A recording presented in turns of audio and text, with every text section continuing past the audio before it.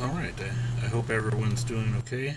Um, can you let me know if you hear me all right? All right. I hope everyone's doing okay. Can you let me? There we go. There's gonna be a little bit of delay between what you type versus when I see it, but it's only like 5 seconds, I believe. So we should be okay with that.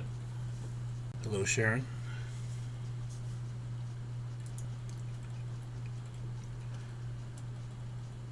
Awesome. Thank you.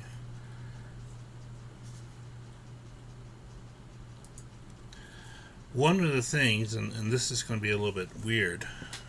Uh, the whole semester is weird already. So, one of the things that we're going to have to do as part of this class is take attendance. But by typing something into the chat there, I will be able to uh, mark you down as having participated in the class just at a minimal level, just so that I know that you're present for the lecture and that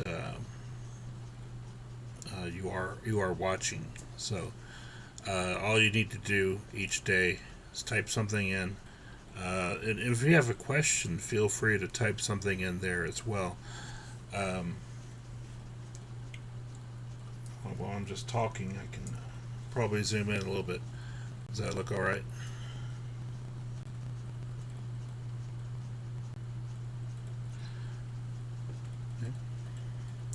I hope everyone's been doing okay. We know it's been a crazy time, um, but we'll try to treat this as much as a normal class as possible. So I'll be lecturing Monday and Wednesday from 8 till I think it's 9:20, 9:15, 9:20. We'll see how we feel by that time. Um, and and that'll be our normal class periods. And I'll assign homework at the end of each class period as you would normally have, unless you have a test, of course. Um, and just try to maintain as typical of a class approach as possible, and I'll pace it, throughout the semester. Now, one thing I haven't posted yet on Canvas is a semester schedule, but I should have that up by Wednesday. Um, a little bit behind on things right now. Uh, I got handed a new class on Friday, but anyway, it's a whole thing. So, um, but again, hope everyone's doing fine, and looks like there's a lot of people here, which is awesome. I think 23. That's really nice. Um, so that's great, and hopefully everyone is able to get here without too much trouble, and click on the links and in Canvas and whatever. Um, I did want to go over the syllabus today, and I'll switch to my monitor if I can. Oh, I see. I remember figuring this out and then completely not. So, um, our syllabus, and this is located in the syllabus section of Canvas. Just the very specific details about the course itself.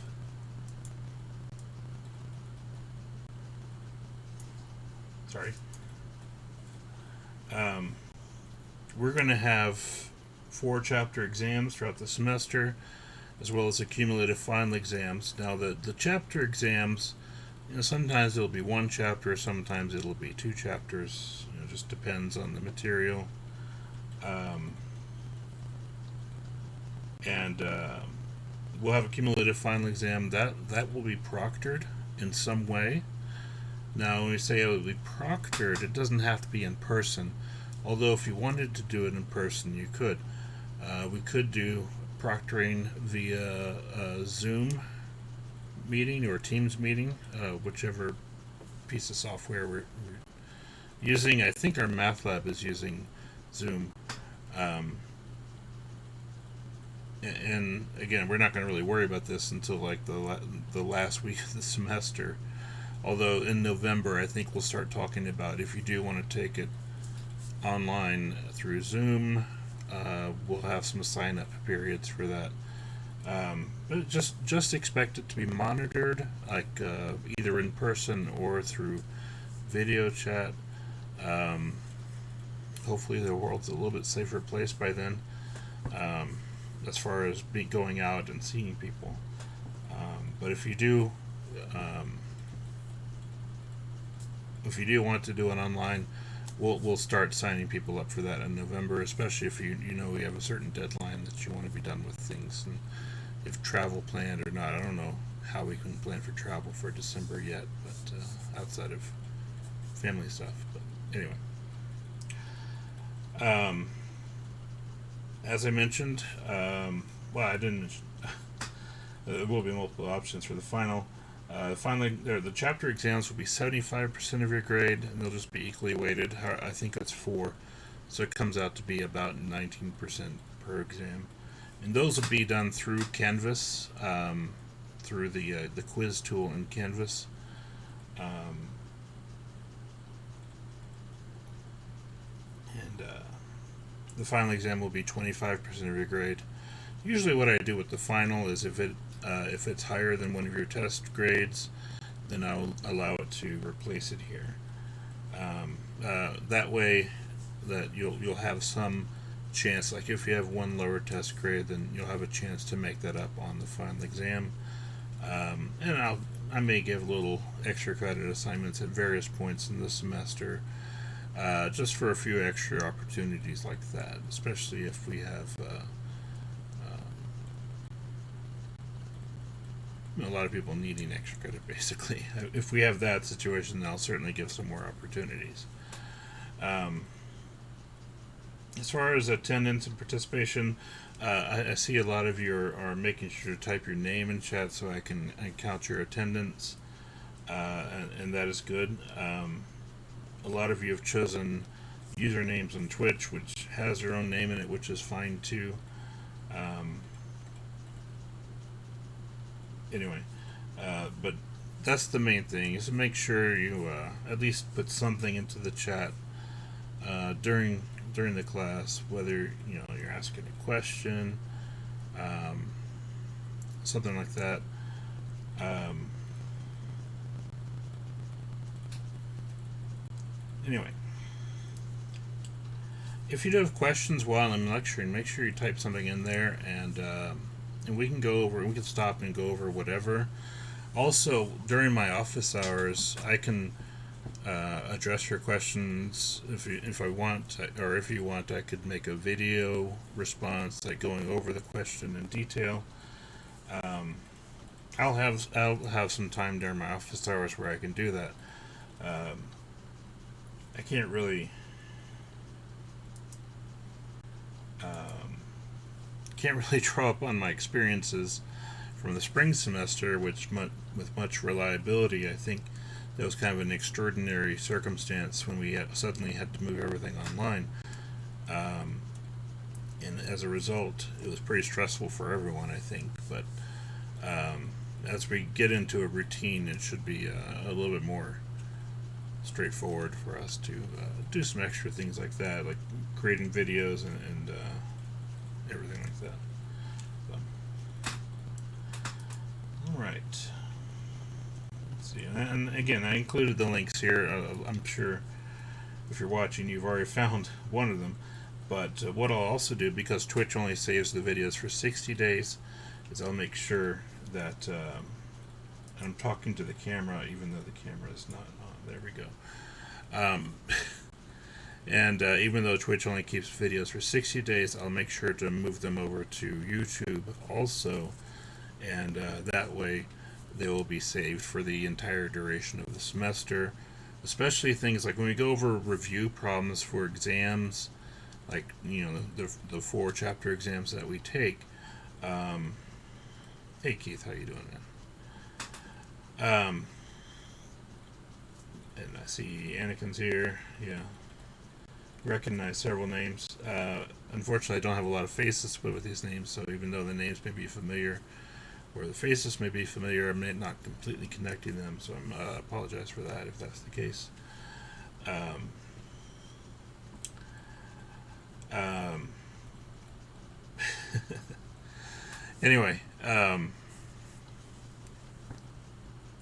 so I'll make sure everything on YouTube, like reviews especially, that's something you may want to revisit prior to the final as you prepare for that. So even though it may end up being deleted on Twitch, it'll still be available on the corresponding YouTube page.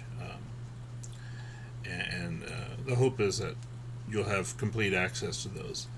Also, these videos will, if you miss a lecture, then you want to watch the recording. It should be on Twitch. It'll stay on Twitch, of course, for 2 months. But anyway, if you're not able to make a live recording, you can certainly watch the recorded version. And then if you still have any questions, you can send me them via email, and I can address them as they come up.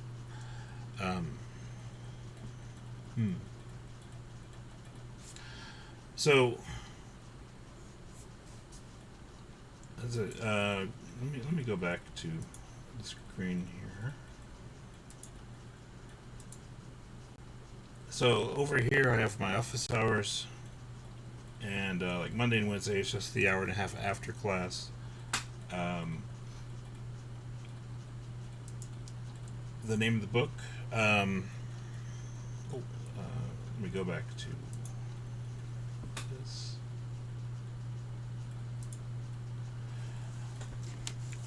This is Sullivan, and I can move my camera a bit. One of my cameras. Sullivan, College Algebra, 11th edition. This is a hardcover version because it's what they gave me. But if you wanted to get the digital version, or something like that, you could do that. What I'm going to do, since we've brought it up, I'm still fussing with the camera. Anyway, what I'm going to do, since we brought that up, is whenever I assign homework problems, I'll make sure to take a picture of those pages from the book and upload them to Canvas.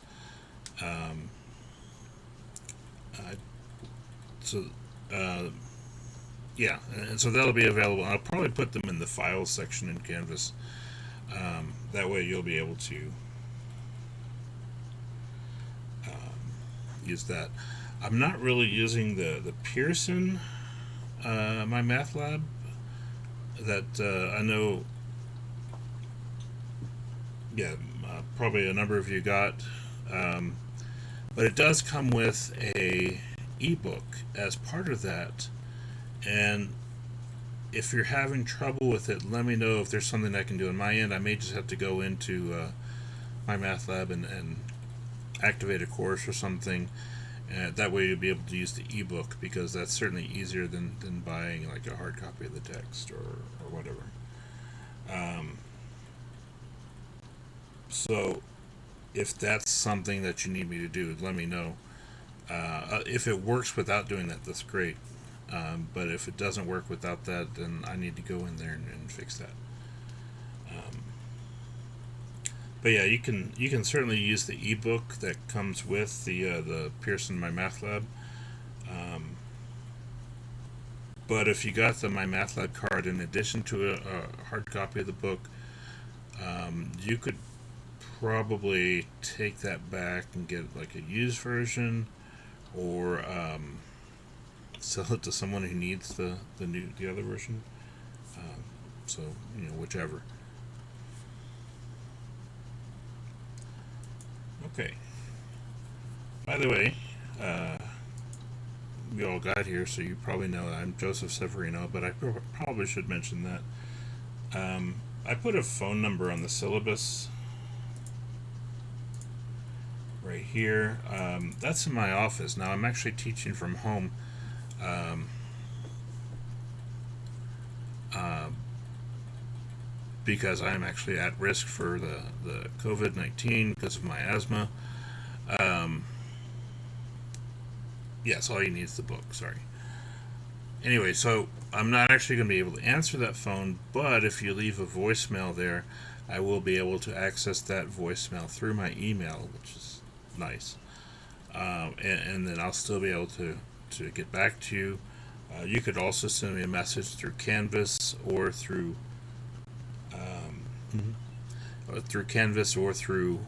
just my email address here, jseverino@midland.edu. Um, either one of those is fine, through Canvas or my email. Um, if you send it through Canvas, I have it on my phone, so I can sometimes respond a little more quickly if it's a more important matter. If it's a question about a problem, I can usually address that during my office hours and either create a video if necessary, or just send you a response pointing you in the right direction or something like that. Just depends on what you need.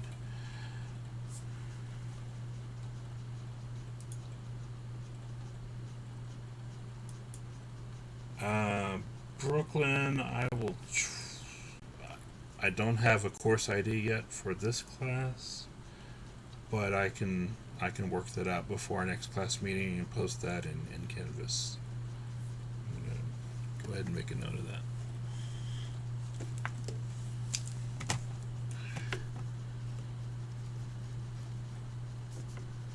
But we're not actually using the online homework, but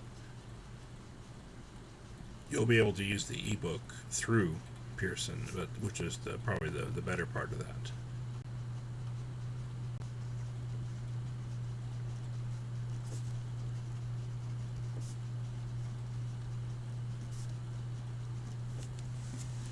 Okay. Ooh, that's probably a weird picture to look at. Okay. So, if you go over to the Files section of Canvas, we have the other part of the syllabus here. And this is just our common syllabus for all college algebra courses.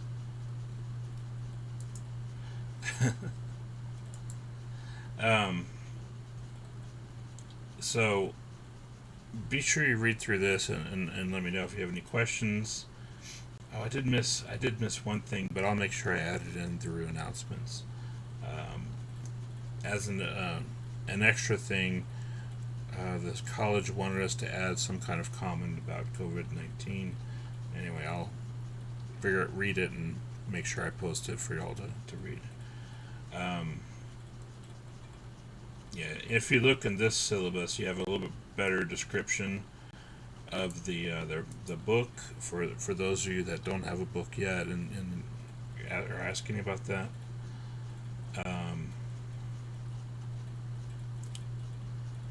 So if you're looking for like the ISBN, if you want to get a used copy, then that's there. And yeah. Anyway, you can read through that. And kind of goes over our topics that we'll cover. There's actually a couple of these that actually cover basically all of those. Anyway, but like I said, I'll get a course schedule, like a calendar or whatever, uploaded soon. I just don't have that done yet. Online or hardback copy, whichever you prefer on the book. That's really up to you. And whichever is easier for you to work with. But yeah. All right, and then the announcements page. Those are usually the pages or the parts of Canvas I tend to use the most. The announcements, files where I'll upload anything that I add to Canvas. And I'll also keep track of grades. I'm not going to click on that because I think it has everyone's ID number on there, which not supposed to make public, as far as I know. At least we're not using Social Security numbers anymore. Anyway, but I'll make sure all the grades are kept updated in Canvas also through the semester. So, does anyone have any questions at the moment?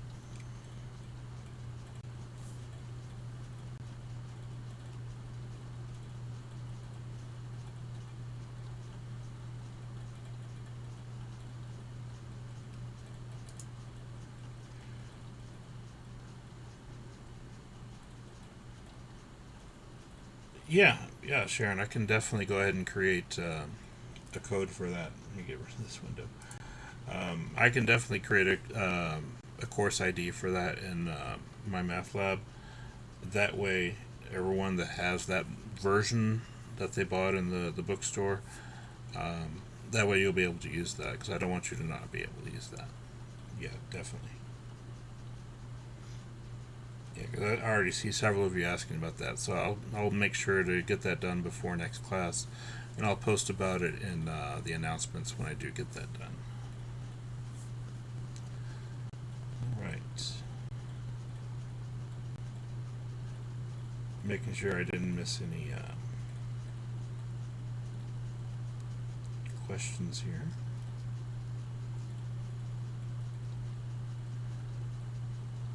Well, I appreciate y'all all being here early today. That's great. When we transitioned last semester from in-person to online, didn't really have the same level of participation, which I think was to be expected. But yeah, I think everyone was kind of in this place mentally where they weren't entirely committed as they needed to be to get through everything, which is unfortunate, but it's just the way it was. Anyway, let's see. To tell you a little bit about myself, I've been teaching at Medley College since 2002.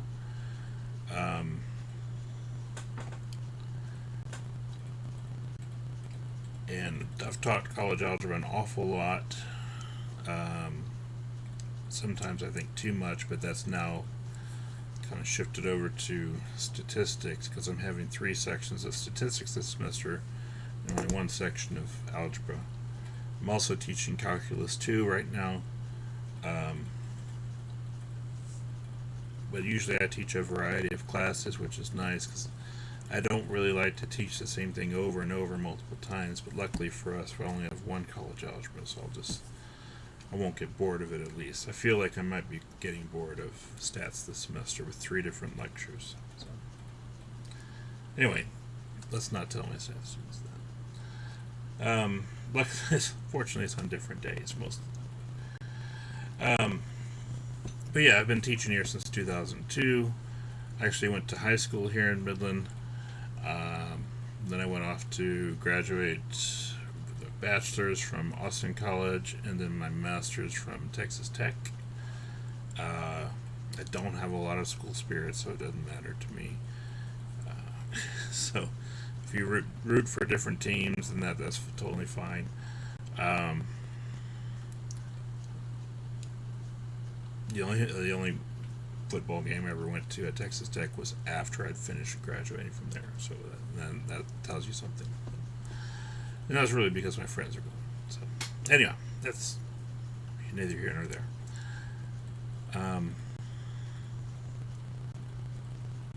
Anyway, but yeah, I've been in Midland since '85, before basically everyone was born, I assume. My parents, or my dad specifically, was in the oil business, and that's how we ended up out here. I think that's how a lot of people end up out here.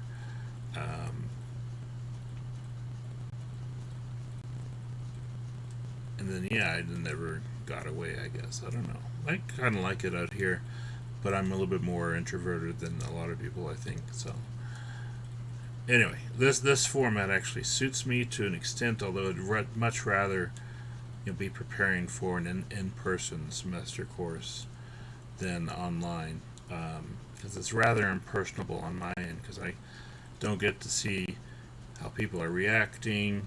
If you have these confused looks on faces, things like that, that kind of tell me, either I've made a mistake somewhere, or there's a big question that's on people's minds as far as the material that we're going over, things like that. So I will miss teaching in person because of that. Also, I feel like it's going to be a little bit easier if I had taught in person versus teaching online, but we'll see how that goes. But yeah. Plus, I miss being able to go places without wearing a mask everywhere. So that's a whole thing too. Anyway, let's. I know it's the first day, but let's do a little bit of math. Yeah, definitely.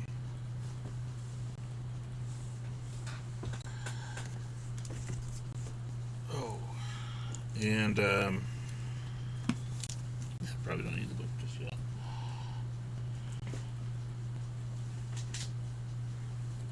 Okay, I'm gonna leave that there as a note to myself.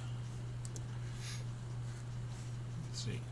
It's going to be a little creative here, but I think the angle's off. Let me fix this real quick.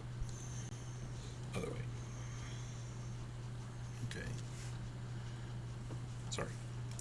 So, the first topic that we actually cover in this course is on solving quadratic equations. And so I wanted to make sure we get started on that today, and then we'll probably wrap up that topic on Wednesday with the remainder of that section. Usually these first couple of sections in Chapter 1 take a little bit of time to get through, but these are important concepts that we'll need to use throughout the semester, so we want to make sure everyone's on the same page. You may be completely comfortable with these topics already, which is great. That means you won't have to work too hard at it. But again, if these are topics that a lot of students we find have struggled with a bit in the past, so we want to make sure everyone's caught up to date with this stuff.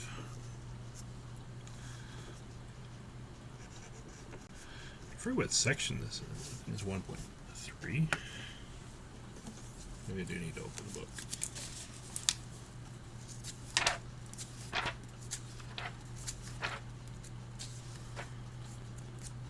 1.2.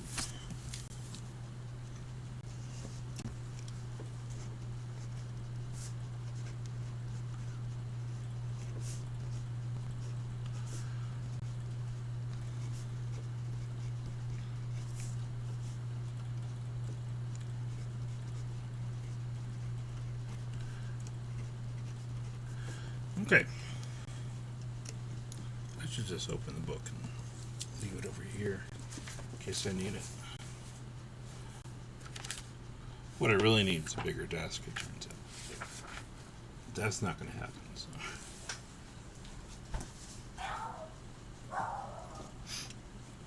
Can you hear my dog okay? He's barking in the background. Anyway. So, section 1.2 is on solving quadratic equations. Now, the basic form that we'd like to start with is ax squared plus bx plus c is equal to 0. And the idea is that, first of all, we want to make sure everything's multiplied out and equal to 0, so that everything's on one side. And then we identify a as the coefficient of x squared, b is the coefficient of x, and c is the constant, whatever numbers we have in those places. Now, the methods that we'll look at for solving these are factoring, which tends to be the easiest if we can recognize the pattern. Second, we have the square root method.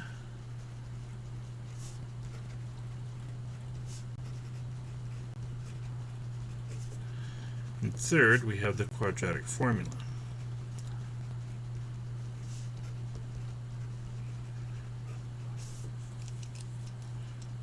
Is everyone able to read that okay? I could actually, you know what, I may move that in a little bit closer.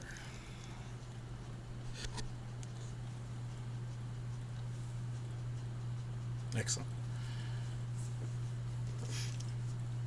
Okay, I think it'll be nice a little bit closer. Anyway, I'll just have to make sure I move the paper around a little bit more to get it on screen. Awesome, thank you all. So these are the three methods that we're going to look at. Probably today we're just going to focus on factoring, and then we'll pick up the other two as well as the material from section 3 on Wednesday. That way we'll wrap up this first section 1.2 between today and Wednesday's class. All right. So when we're factoring, mainly what I want us to focus on, I just messed that up, I'm sorry. Mainly what I want us to focus on is the case where a is equal to 1. Basically, the exponent, or the coefficient in front of x squared, is just a 1. That way, it actually ends up being an easier problem to solve. Now, some of you have probably learned different methods over the years for factoring, and if there's one that you already really like and feel comfortable with, then I encourage you to do that already. I'm not saying you have to use any particular method here, but I'm just going to go over one method that, if you've had trouble in the past, maybe this will help you out and give you a little bit better understanding of what's happening here. And for those of you that have had good experiences with other methods, maybe you'll find this other thing I'm presenting interesting as well. It's not going to be anything crazy, like we're not going to be drawing all kinds of lines on the paper and doing things like that. It's just it's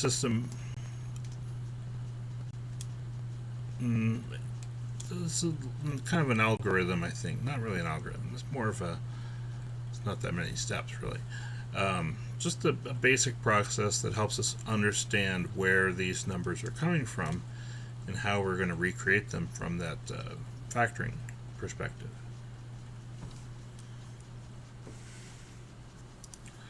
So, for example, we may have something like x squared plus 7x plus 12 is equal to 0. Now, this is generally the easiest case where all the signs are positive, but I want us to take the approach here that doesn't really have us worrying too much about whether the signs are both positive or both negative or mixed. The approach that we're taking should work in any of those cases, so we're not constantly trying to think of different situations. We're just dealing with one situation all the time. Now, this is only when a is 1, otherwise this doesn't work. But the idea is that we have two numbers here, 7 and 12, and we want to find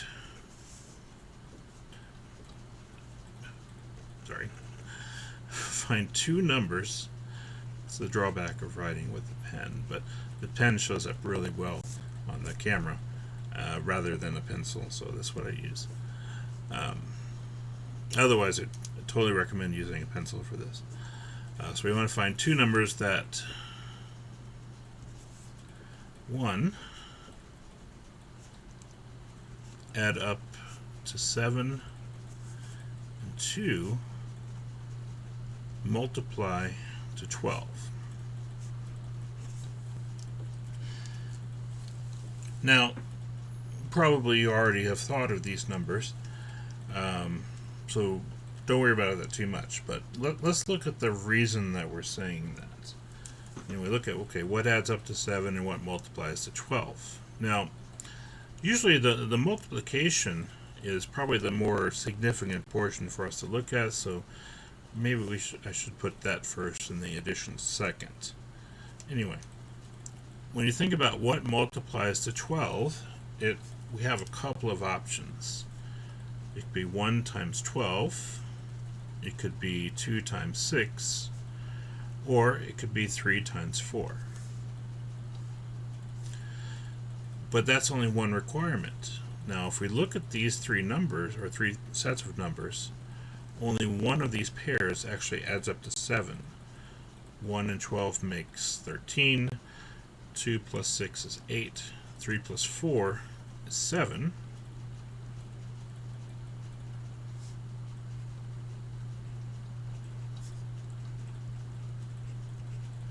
and so that's how we know we've selected the correct number. If those of you that use like a table method, this is kind of the same thing that you're doing, but the table method is a little bit more visual, I think, which does help some people. Absolutely. And so, anyway, so we discover that the two numbers that we need are 3 and 4. Now, specifically, we're not working with any signs here because everything's positive, so we know really it should add up to a positive 7 multiplied to a positive 12, which requires a positive 3 and a positive 4. This will be more significant when we introduce some negative signs in here. But for now, we have 3 times 4 is 12, and 3 plus 4 is 7, and that meets both of our requirements.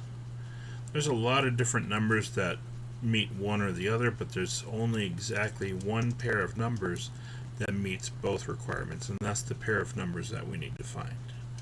And that's the goal of this factoring in this situation, is to find that pair of numbers.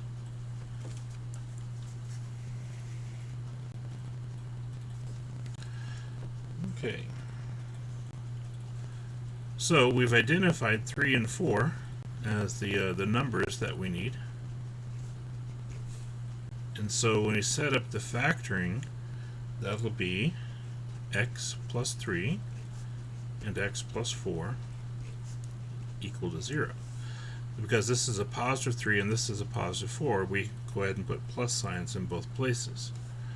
And so that's kind of the intent in worrying about the signs in these numbers, is that whatever signs we get here, plus or minus, will be duplicated here when we set up the factorization. And that probably seems really straightforward, but that's the process that we're using. Once we get these to where it's factored, now we can solve for x based on the zero product principle, or whatever we call it. That's one of the names we call it.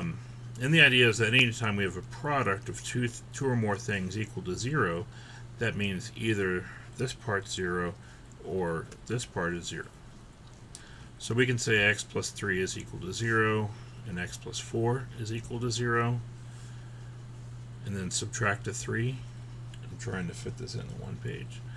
Sorry for small writing.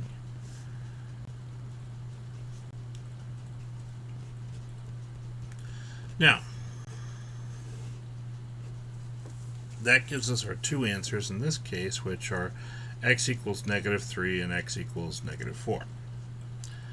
Now, you don't have to do this middle step if you don't want to, where you set it equal to 0 and subtract it and solve.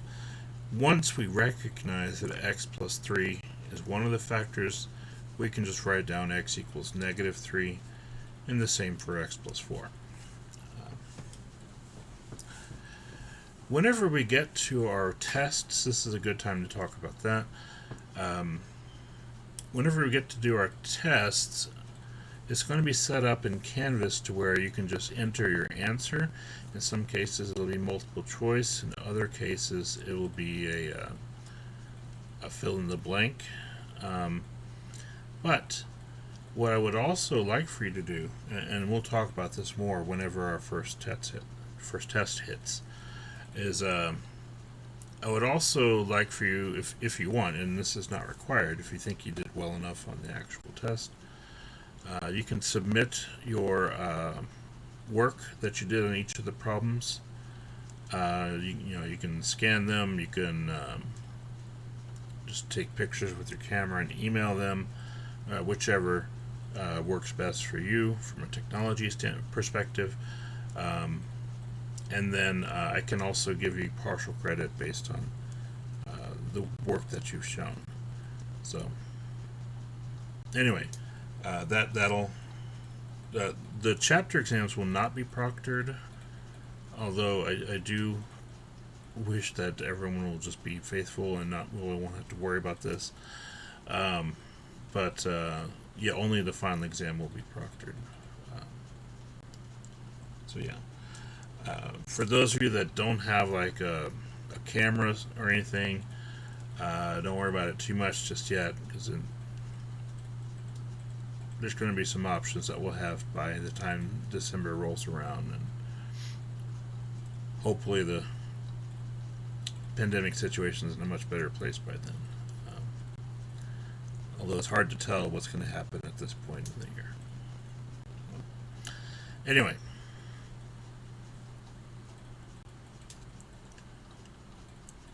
So this is kind of the basic concept that we're looking at here.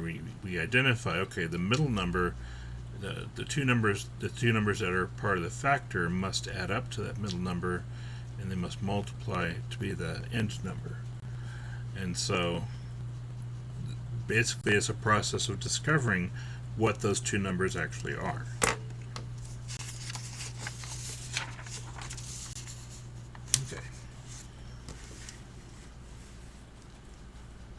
So let's look at another example, this time with a negative sign.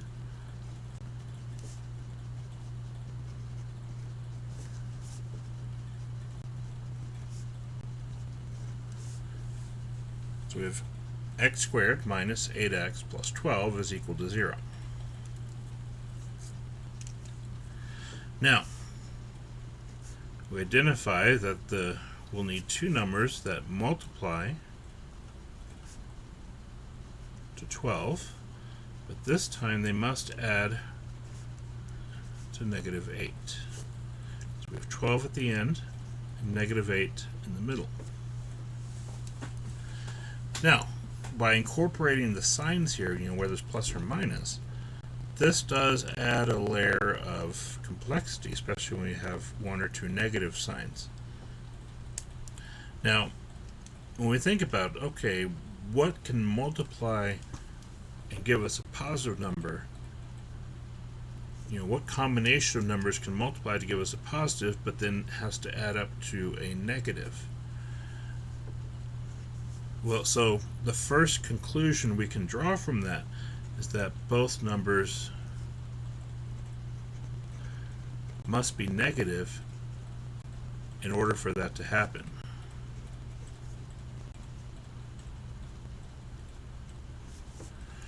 Okay, because we know a negative number times a negative number, when we multiply them, will be a positive. But if we add two negatives together, then it'll result in another negative, a larger negative. And so that's the first conclusion that we would have to draw from that, is with multiplying to a positive and adding to a negative, that means both of our numbers are negative. Now, knowing that both of our numbers are negative, we think about what multiplies to give us positive 12. So that would be a negative 1 times negative 12, negative 2 times negative 6, and negative 3 times negative 4. So those are the three different products that could possibly be the outcome here that we're looking for. Now again, these three different combinations multiply to 12, but only one of these combinations should add up to negative 8 also. And we can see that's going to have to be negative 2 and negative 6 that adds up to negative 8. And so, and again, you don't have to write all this down if you're comfortable with this already. I'm just showing you a little bit more detail in some of the different thinking processes that go into this.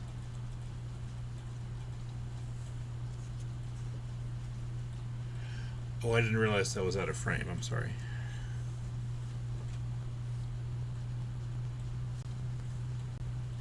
Is that better, August?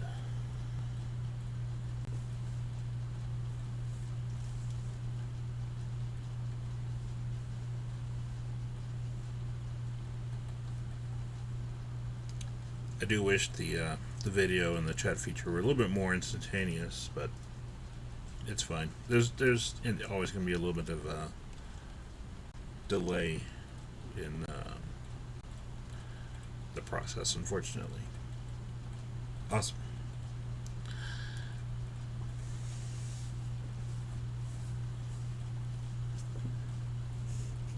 Okay, so we found our correct combination, and that allows us now to set up our factoring.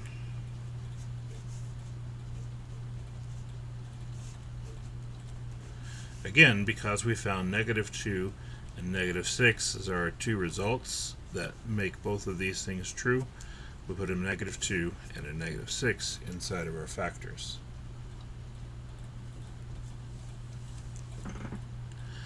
Okay, so that's how we could tell whether it's positive or negative, is based on those signs, what it multiplies to and what it adds to.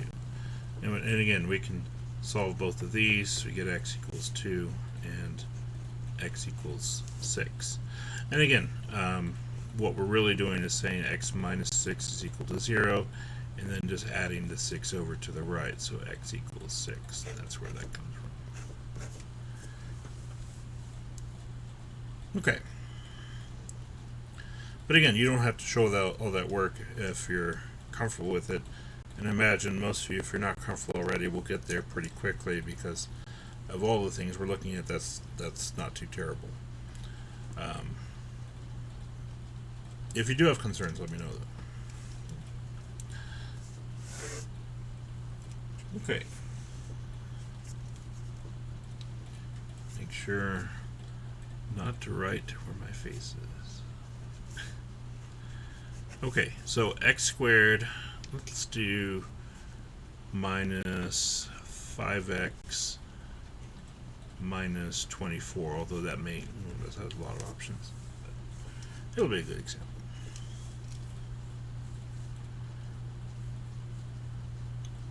In this case, we actually have two negative signs, and anytime this sign here is negative, this is the one that tends to give us the most headaches, the last number being negative. So we want a pair of numbers that multiply to negative 24 and add to negative 5. Now, again, in the same manner as we discussed this up here with the previous example, we want to think about what combination of numbers is going to make this true. Not necessarily the numbers, but just the signs of the numbers when you're first looking at this. In order to get two numbers to multiply to give us a negative, the only way that happens is if we have a negative times a positive. Okay. So the numbers in this case have opposite signs.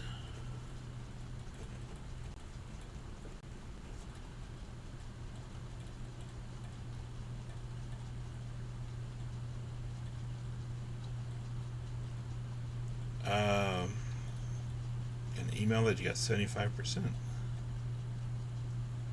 I have no idea what this is. I'll look at it. There shouldn't be anything in assignments right now.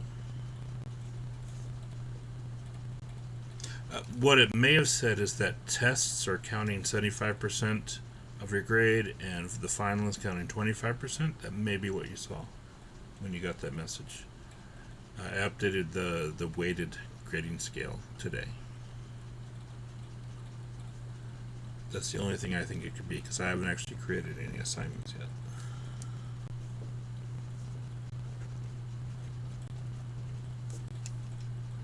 Cool. Okay, so the only way to get a negative product is if the numbers are one positive and one negative. They have opposite signs. And we want to find two numbers that add up to -5. Now what that tells us is that even though we have two numbers with opposite signs, the larger of the two numbers has to be negative in order for them to add up to a -5.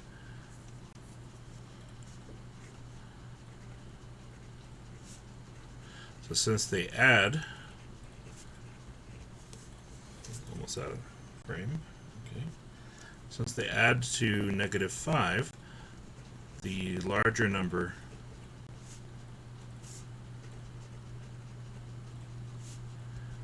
is negative. So that's another conclusion we can draw from that. But now we look at the number of different ways we can get a product of -24, and it ends up being a lot of different ways. So it could be -24 times 1. It could be -12 times 2, -8 times 3, -6 times 4, and -4. Well, no, I can't do that. Sorry. I feel like I missed one. No, I think that's it. Okay. It looks weird. I think what looks weird to me is I'm leaving off the other combinations, like +24 times -1, or +12 times -2, or +8 times -3, +6 times -4, because in those cases the large number is positive. We're only looking at the ones where the large number is negative, not the other way around. Really, there's 8 different ways we can get a product with -24, but we're only looking at the 4 where the large number is negative. Now, when we add these together, we have to be careful with our addition, because the two numbers do have different signs. So we do -24 plus 1, that's -23. -12 plus 2 is -10. -8 plus 3 is -5, so we can already tell that's the correct combination.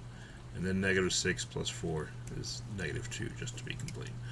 But yeah, this is the one that is going to work for us.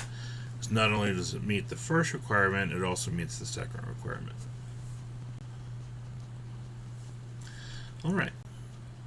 And so now that we've found our numbers -8 and 3 that make this work, we can set up our factorization x minus 8 and x plus 3 equals 0.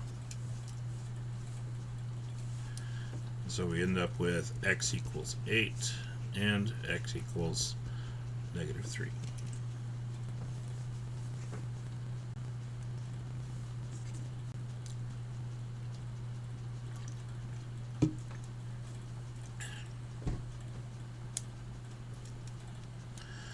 Okay.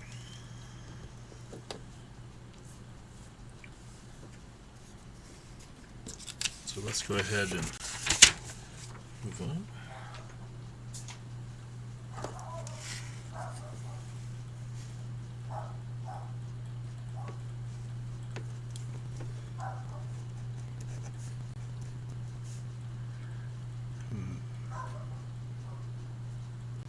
Let's do x squared plus 2x minus, I'll make an easier one this time, minus 15 equals 0.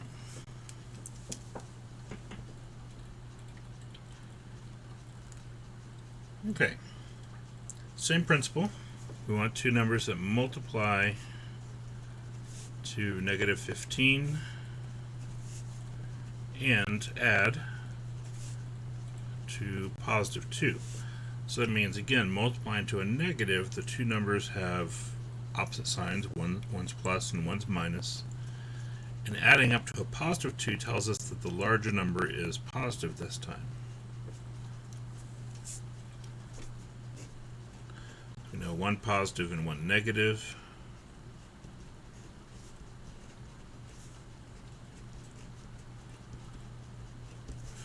And we know the larger number is positive.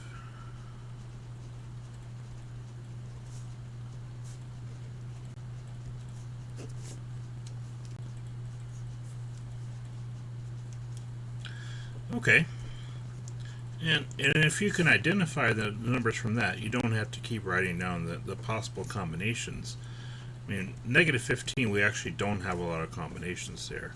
It could be negative 1 times 15, or negative 3 times 5, and that's really it. We only have those two combinations. Technically, it could be 15 and negative 1, or no, 1 and negative 15, or 3 and negative 5, but again, we know the larger number is positive in this case, so we can go ahead and eliminate half of those options. So, and we look at that, negative 1 plus 15 adds up to 14, negative 3 plus 5 adds up to 2. That is what we're looking for. So we know that negative 3 and 5 are the correct numbers here.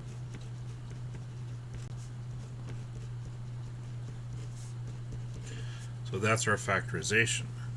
Now, one of the reasons that this works, and I don't think it's that far of a stretch, but if we were to multiply these back together using FOIL, okay, FOIL would say first times first, so x times x is x squared. Got that. Outside, the two outside terms would be the x and the 5, so x times 5 is 5x. The inside terms, negative 3 times x is negative 3x. Well, we would take that 5x and that negative 3x, combine them together, and that equals our 2x. And then the last part of FOIL, negative 3 times 5, gives us negative 15. And so the idea is that even if we're not sure that we're correct in our factorization, if we FOIL these back together, it should equal the original term. That's always if we're not positive that we've done this correctly, that's how we can check our work. Anyway, yeah. And then we can just solve from there. We get x equals 3 and negative 5. Negative 5. Sorry. All right.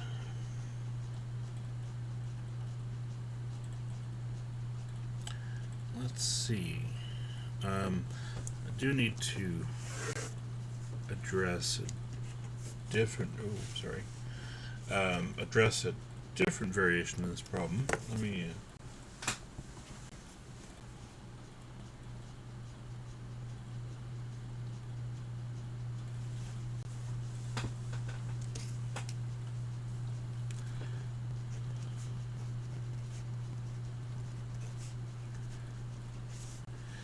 Sometimes the problem is not in the correct format to begin with. Like all the problems or all the examples we've looked at so far had the general form that we started with, which was ax squared plus bx plus c equal to 0. It's not always going to be in that format, so we want to be able to address those as it comes up. So in this case, for instance, we have x multiplied by this binomial on the left-hand side, and so we'll want to go ahead and distribute that x to both of those terms. So x times x is x squared, x times 4, 4x. We still have 12 on the right-hand side. But again, we wanted to make sure at the outset that it is equal to 0 before we start. Otherwise, our answers are not reliable. So we want to make sure we subtract this 12 over, and get it equal to 0 before we try to do anything else. Okay. So this is the format that we want to work with when it comes time to factor. So look at this. We want numbers that multiply to negative 12 and add to 4.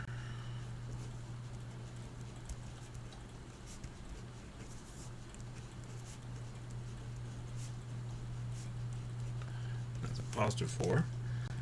So if someone wants to put it in the chat, what combination makes that correct? Multiply to negative 12 and adds to positive 4.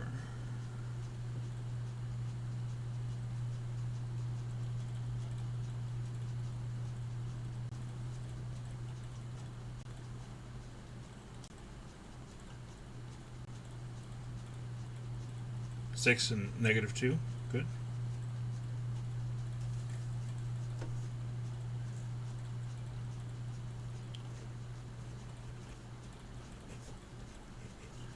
Yeah, because we have a pair of numbers that multiply to negative 12, but if we add them together, 6 plus a negative 2 gives us a positive 4 still. So make sure when you find your pair of numbers, it meets both requirements, not just one requirement or the other. And that's always the part where we can get a little bit careless or try to move too quickly. We don't want to try to move past this too quickly. It's important to make sure we have it correct before we move forward. Okay, so we have a factorization of x plus 6 and x minus 2. And so we can get our solution x equals negative 6 and x equals positive 2 based on that.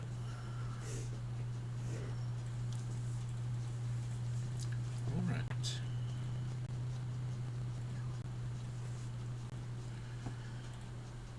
I'm curious how everyone is accessing the course. Or a lot of you using your phones, or you have a tablet or a laptop, or you're actually at a computer on a desk. How are y'all watching the stream here? Laptop. Mm-hmm.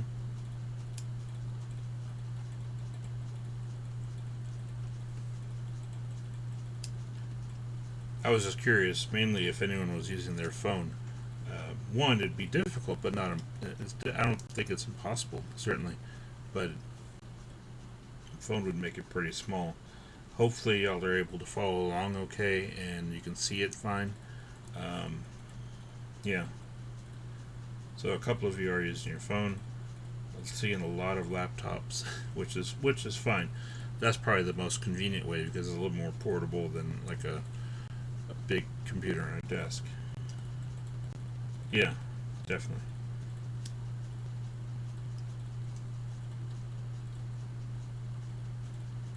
Oh.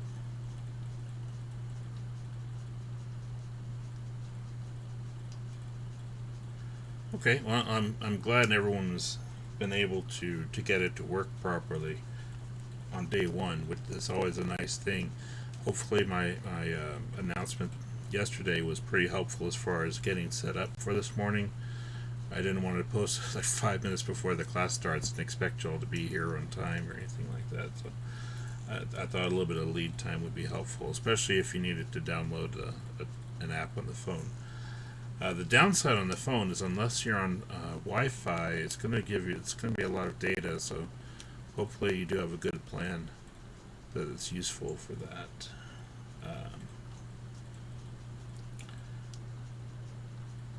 Yeah, a little bit more delay on the phone than a laptop. That's interesting. And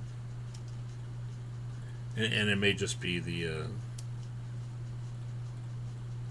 I don't know what that would be actually. It's probably a connection. Anyway.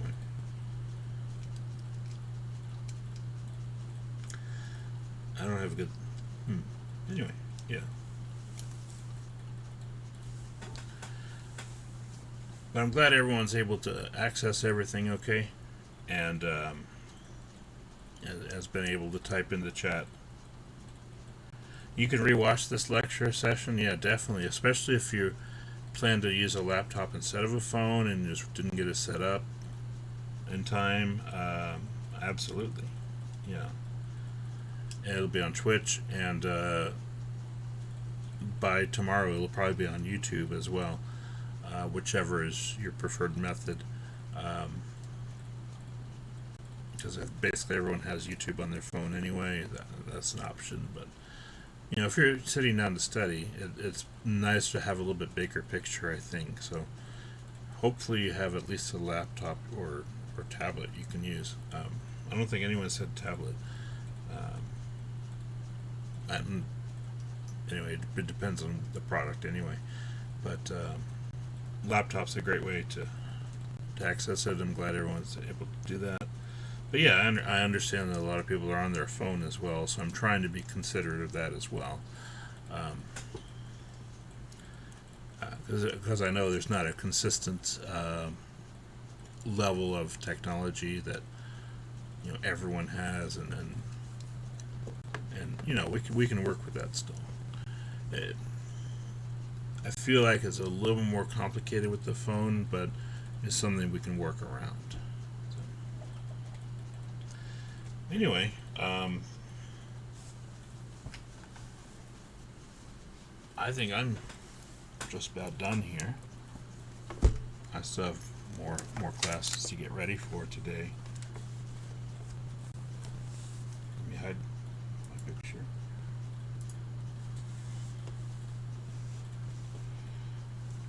So what I'm looking at is doing for today for homework. We really just work on this first section right here, 11 through 30. I probably should have talked about these with the fractions, so maybe I'll save that for next time.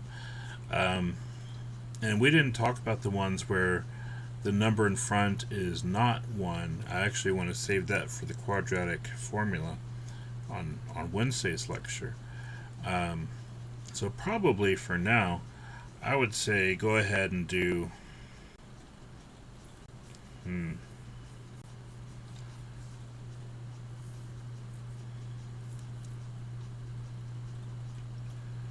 goodness. I would say 11 through 16 and then also 21 for homework. I don't have an access code for the Pearson book yet, but again, I'll make sure I get that set up by next time. And I'll post an announcement when I have that access code. For now, if you just want to use this as kind of your guide as far as which problems to work, you also have, conveniently enough, the answers in parentheses so you can check your work, or brackets in some cases. But so we'll do 11 through 16 and also 21. And what I'll do is I'll make a scan of this and I'll upload it to files, and I'll make sure I don't want to mess with my book because I still need to use it, but I'll make sure I circle the problems that I'm asking y'all to work on. And again, the homework's not to turn in. This is for your practice, and I hope y'all are 11 through 16, Sharon, sorry. Yeah. This is just for practice, but if you do have any questions on these, you're welcome to email me, and I can either point you in the right direction, or I can actually make a separate video kind of explaining how to work through a particular example or a set of examples if we need to. But just let me know where we are in that, because I don't want to leave anyone high and dry here. So the grading is going to be completely on your tests and your exam. So all this stuff is really just for practice, preparing us for those things. I strongly recommend that these homework problems I've recommended to you, that you complete them prior to the next class. That way, if we do have any questions on these, I can actually spend the first little bit of class time going over these if I need to. And you don't have to send in answers or anything. Again, it's just for y'all to practice on. Okay.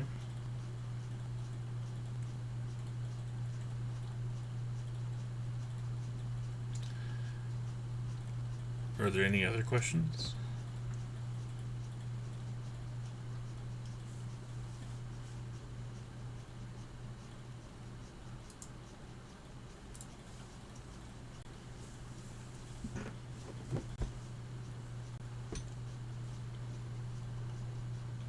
All right. Well, I think that's all we'll do for today. We don't want to inundate you in day one because there's enough stuff going on. Just the one book, either the digital version, the ebook if you already have it, or the physical copy. I don't know what kind of copy we're offering in the bookstore. It may be a shrink wrap version. I'm not sure because I haven't been up there in months. So yeah, the digital copy has an access code, which again I'll need to figure out what's going on there. That should be pretty easy though. But if you want to buy a used copy online or something, that generally will be cheaper, I think, mostly. So I just want to make sure y'all have options based on your preference. I know a lot of people, especially if you have a laptop, the ebook is perfectly fine because it's easy to work with. You don't have this giant book you need to open up and find a place for when you're working. As you see me dealing with here on my desk in the camera. So in that case, I could definitely see where the ebook is really nice.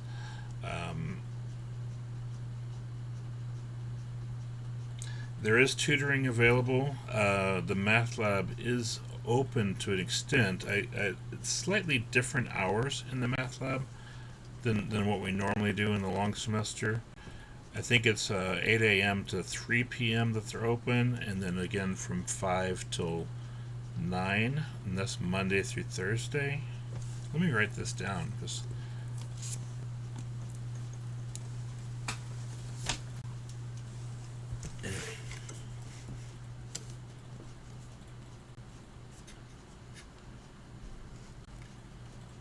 really, I mean, for college algebra, you should be able to get either one.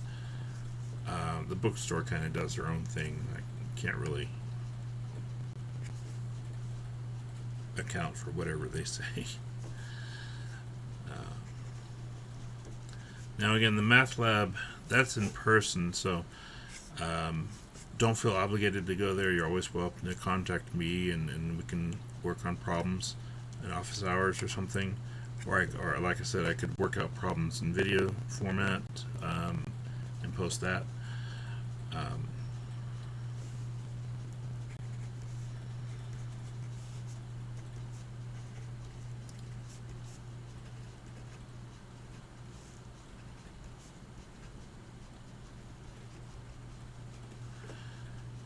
Friday, I believe they're open from 8 a.m.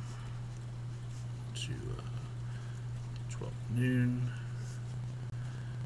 And I think Sunday they have hours. Almost on the page here.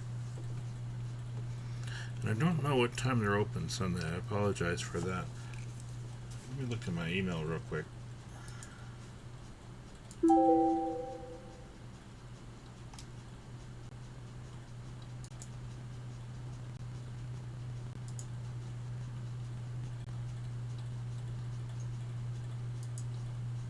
$85 to rent. I guess that's half the price, right, for one semester? That's not bad. Though. What's the new book costing y'all?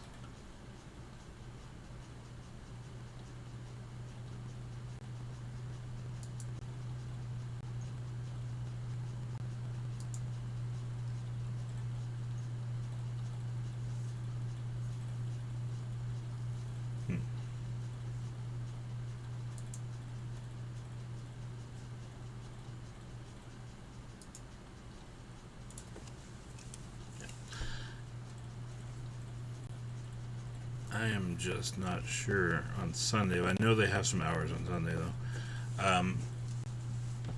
But again, that's well, that's not bad. $75. I mean, either way is fine. Especially if you don't want to go up to the bookstore. You know, there's different options.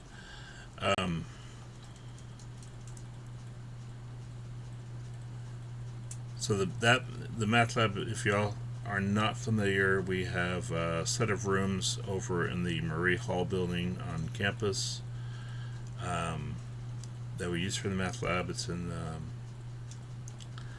if you know where the cafe is, which is probably not open right now. It's underneath the cafe, basically. Anyway, it's on the first floor on the innermost part of campus from the street. So they do have some hours there, and we have a few tutors working there. If you do not rent or buy the book, what happens? Well, I will post the homework problems in Canvas, but the only other thing you'll have to go on there is your notes and the video. So if you feel like that's enough, that's fine. The book does have more examples worked out in it, which is a good resource. You're not required necessarily to buy the book, but I do recommend having a copy available, either one way or another, that you can look back. The answers are on the back of the book, although honestly the answers are all in the margins on my book anyway, so it doesn't make a huge difference there. So it's up to y'all. It's up to y'all what you want to do. Anyway, excellent thing. Were there other questions? Anything else?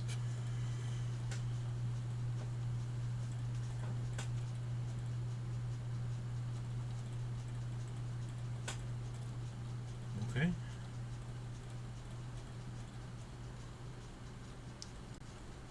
Sorry, I have to wait for the delay on the stream.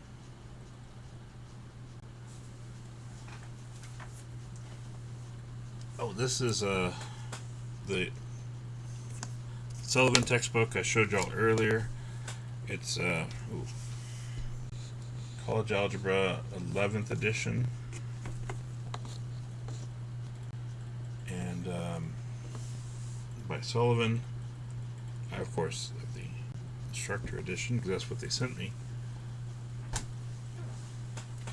But if you go back and you look at if we look at the syllabus,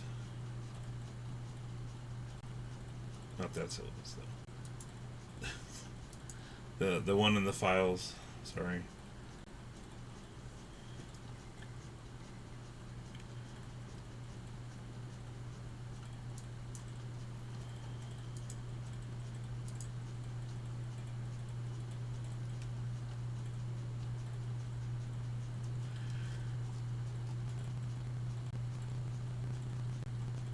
So this one says e-text, so that's apparently what they're recommending. You can get the physical copy of the book, or you can get the ebook. I do recommend you have one or the other, whichever one suits you best.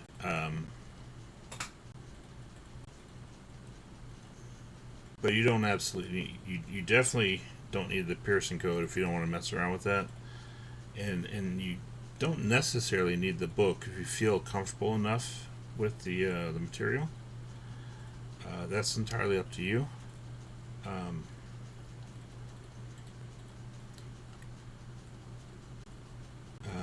You may be able to get by without it, but I think it's a good resource to have. And even when I assign problems,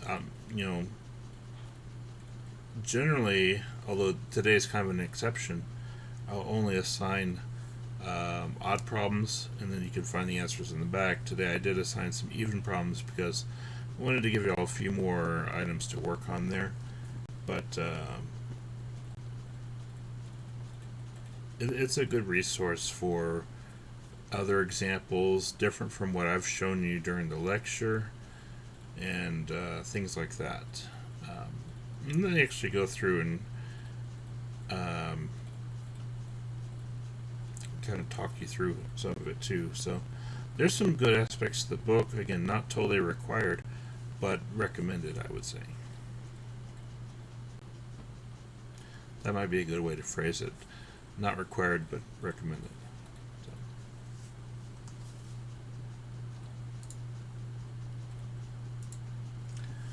All right.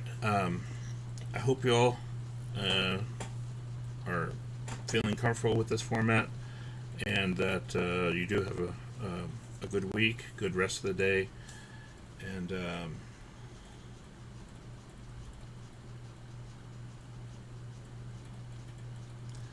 y'all take care, and I will see you on Wednesday.